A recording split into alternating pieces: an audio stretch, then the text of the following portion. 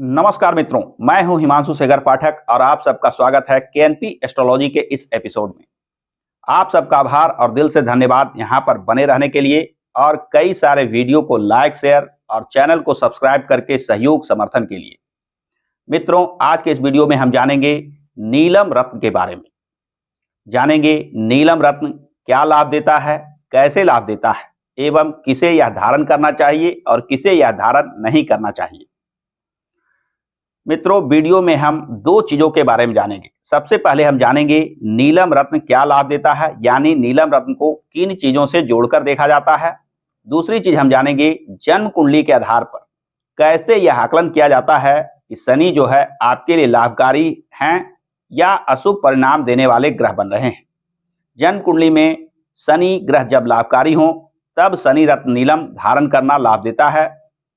तो आइए सबसे पहले हम चर्चा करते हैं शनि के कारकत्व के बारे में, यानी शनि किन किन चीजों को नियंत्रित करने वाले ग्रह बनते हैं। शनि के कारकत्व की बात की जाए तो शनि बाधा, विलंब, नियम, अनुशासन, कर्म, सेवा जैसे चीजों के कारक होते हैं।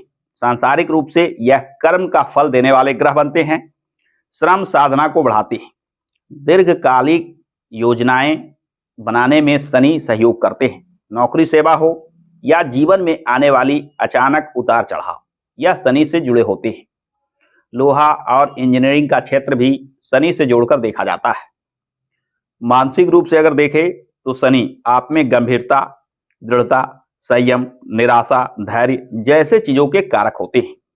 यह हड्डियों के जोड़, त्वचा रोग, दांत, वृद्धावस्था जैसे शारीरिक कारकत्व को रखने वाले ग्रह होते हैं, यानी इन चीजों पर शनि का प्रभाव होता है। शनि जब जन्म पत्रिका में शुभ हो यानी योगकारी बन रहे हो तो शनि के प्रभाव को बढ़ाने के लिए नीलम रत्न धारण करने का विधान बताया गया है। आइए सबसे पहले हम जानते हैं नीलम रत्न के बारे में मूलभूत बातों को। नीलम रत्न जिसे नीलमणि के नाम से भी जाना जाता है, इसके संबंधित ग्रह शनि को माना जाता है, यानी शनि ग्रह के शुभता को बढ़ाने के लिए नीलम धारण करने का विधान बताया जाता है। रंग की बात की जाए तो गहरा नीला रंग होता है नीलम का। रासायनिक नाम इसका एल्यूमिनियम ऑक्साइड होता है। अन्य नाम ब्लू सफायर या नीलमणि जैसे नामों से भी नीलम जाना जाता है। नीलम रत्न के बारे में कुछ खास तथ्य हैं। इसके संबंधित ग्रह जैसे कि मैंने चर्चा कर रहा शनि से जोड़कर देखा जाता है। इसके धारण करने से मुख्य लाभ होता है आकस्मिक उन्नति, यानी जीवन में सफलता, तरक्की आकस्मिक रूप से बढ़ सकती है। आर्थिक लाभ, धन संपदा प्राप्ति में भी शनि रत्न नीलम लाभ आता है। कानूनी जीत, यानी कानूनी मामलों में जीत का भी संबंध नीलम रत्न से जोड़ा जाता है। मन को शांत करना जैसे चीज भी नीलम रत्न से जोड़कर देखा जाता है। नीलम रत्न के फायदे माने जाते हैं। इसका मुख्य जोखिम की बात की जाए तो बिना समझे, बिना सोचे विचारे नीलम धारण करने से भारी नुकसान उठाना पड़ सकता है। दुर्घटना, स्वास्थ्य में हानि जैसे अशुभ परिणाम प्राप्त हो सकते हैं। इसलिए इसके बारे में सबसे जरूरी बात यह बताई जाती है कि बिना कुंडली विश्लेषण और परीक्षण के कभी ना पहने, यानी कुंडली में देखकर शनि की स्थिति को जानकर ही नीलम रत्न धारण करना चाहिए और धारण करने के पूर्व भी इसे अपने शरीर में बांधकर इसका परीक्षण कर लेना चाहिए कि लाभ दे रहा है या नहीं। इसके लिए उपयुक्त दिन है धारण करने के लिए शनिवार। इसे धारण करने की जो अंगुली बताई जाती है वह बाएं हाथ के मध्यमा में। उपयुक्त धातु की बात की जाए तो पंच धातु या लोहा में धारण करने का विधान बताया जाता है। इसे कब पहने? जब कुंडली में शनि अनुकूल हो, योगकारी हो, तभी शनि रत्न नीलम धारण करना चाहिए। आइए अब हम जानते हैं शनि रत्न के फायदे क्या क्या बताए जाते हैं उसके बारे में। शनि रत्न जैसा कि वीडियो में बता रहा था कि आकस्मिक लाभ और उन्नति देने वाला रत्न माना जाता है। यह आर्थिक स्थिरता लाता है। धन संपदा को बढ़ाने वाला रत्न माना जाता है। यह मानसिक और शारीरिक शक्ति को बढ़ाने वाला रत्न भी माना जाता है।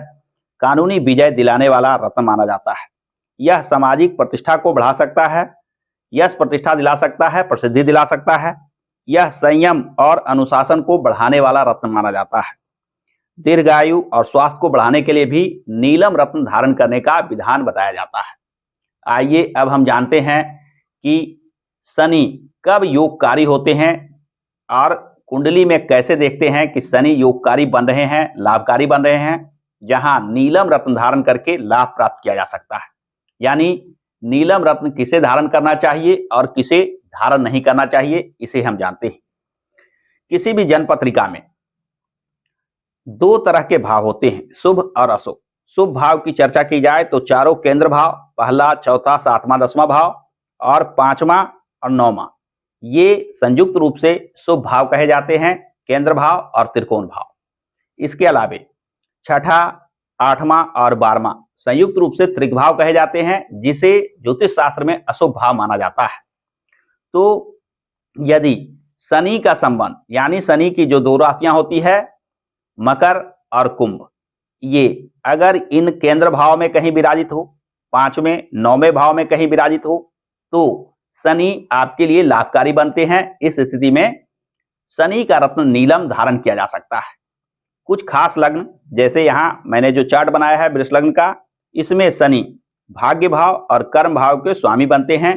यहां शनि रत्न नीलम लाभ देता है। यानी आपको पत्रिका में यह देखना है कि शनि की दोनों राशियां कुंडली के शुभ भाव में आ रहे हैं या अशुभ भाव में आ रहे हैं। कभी कभी एक राशि शुभ में, एक राशि अशुभ भाव में आ रहा हो, तो वैसे स्थिति में शनि की स्थिति चंद्रमा से देखना चाहिए। यानी चंद्र कुंडली बनाकर यह देखना चाहिए कि शनि किन भावों के स्वामी बन रहे हैं। साथ ही साथ और सही से आकलन के लिए सूर्य कुंडली बनाकर भी शनि की स्थिति का आकलन करना चाहिए। ये तीनों कुंडलियों को, लग्न कुंडली, चंद्र कुंडली और सूर्य कुंडली, संयुक्त रूप से अध्ययन करने के लिए ज्योतिष शास्त्र में एक चक्र का वर्णन मिलता है, जिसे विष्णु चक्र, सुदर्शन चक्र जैसे नामों से जाना जाता है। इस चक्र में यहां जो आप चार्ट देख रहे हैं, यह जो घर है पहला से लेकर 12वां भाव तक इस तरह से बने होते हैं। यह आपकी सुविधा के लिए मैंने एक नंबर से यहां लिख दिया है, यह पहला घर हो गया। तो यहां जहां चंद्रमा विराजित हैं उसे लिख लें लग्न में। जैसे यहाँ 7 नंबर के चंद्रमा थे, 7 नंबर से मैंने गिनती शुरू की, यहाँ चंद्रमा को लिख लिया। 7, 8, 9, 10, 11, 12, 1, 2, 3, 4, 5, 6। इसके सामने सभी भाव में अंक आ गए, सभी राशियां आ गई। अब चंद्रमा से देखना है कि शनि किन किन भाव के स्वामी बन रहे हैं। यहाँ इस चंद्र कुंडली के आधार पे चतुर्थ भाव, यहाँ जो चतुर्थ भाव में 10 का अंक है और पंचम भाव जो 11 का अंक है, ये दोनों भाव के स्वामी शनि बन रहे हैं। तो यदि वृष लग्न में जन्म हो और तुला राशि हो, तो शनि लग्न से और चंद्रमा से दोनों से शुभ होते हैं। ऐसी स्थिति में नीलम रत्न निश्चित रूप से लाभ देता है। सूर्य से अगर स्थिति देखना हो तो सूर्य जहां बैठे हैं उसे यहां लिख लें, वहां से गिनती शुरू करें। यहाँ जैसे 6 नंबर का सूर्य है कन्या राशि के, यहाँ 6, 7, 8, 9, 10, 11 इस तरह से 12 भाव में राशि के अंक आ जाते हैं।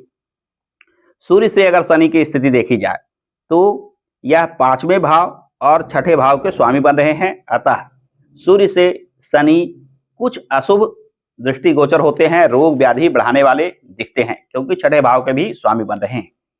तो नीलम रत्न को धारण करने से पूर्व इसका परीक्षण करके देखना चाहिए कि यहाँ 75% लाभ देने की स्थिति में है, फिर भी 25% जो रोग व्याधि के रूप में हानि दे सकते हैं, वह आपके जीवन में कैसा दिखता है। यानी परीक्षण के क्रम में आपको लाभ दिखता है या हानि ज्यादा दिखती है। इस प्रकार के परीक्षण करने के उपरांत यदि आप नीलम धारण करते हैं तो निश्चित मानिए कि नीलम के बारे में जो भी लाभ बताए गए हैं वह निश्चित रूप से प्राप्त होते हैं। नीलम धारण करने के पूर्व कुंडली का भली भांति विश्लेषण कर लें, कुंडली में शनि के स्थिति को देख लें, शनि कहाँ किस भाव के स्वामी बन रहे हैं, किन चीजों को देने वाले ग्रह बन रहे हैं, शुभ हैं, अशुभ हैं, निर्बल हैं, इन सारी चीजों बातों का आकलन करके तब हमें नीलम धारण करना चाहिए। नीलम बहुत सोच विचार कर धारण करना चाहिए। एक और जहां नीलम अचानक लाभ और उन्नति सफलता देता है, वहीं नीलम अचानक हानि, स्वास्थ्य बाधा, अनेक प्रकार के गंभीर रोगों को प्रकट करने वाला रत्न होता है। अतः नीलम धारण करने से पूर्व अपने जन्म पत्रिका को संभव हो तो किसी कुशल ज्योतिष से दिखलाकर शनि के बारे में भली भांति अवगत हो लें, तत्पश्चात ही नीलम रत्न धारण करें। तो आज के इस वीडियो में आपने देखा नीलम रत्न धारण करने से किसे क्या लाभ होता है, किसे धारण करना चाहिए, किसे धारण नहीं करना चाहिए। नीलम जो शनि का रत्न है किन स्थितियों में हानि दे सकता है, इसे धारण करने से पूर्व क्या सावधानी रखनी चाहिए। तो आज के लिए बस इतना ही। आशा करता हूं कि आज का यह वीडियो आपको पसंद आया होगा। यदि वीडियो पसंद आया हो तो वीडियो को लाइक और शेयर करना ना भूलें। और हाँ, यदि चैनल पर आप नए हैं तो चैनल को सब्सक्राइब करके बेल आइकन को अवश्य दबा लें, क्योंकि मैं इस चैनल पे इस प्रकार के ही ज्ञानप्रद वीडियो लेकर आता रहता हूं। हमारे साथ अंत तक बने रहने के लिए आप सभी का बहुत बहुत धन्यवाद।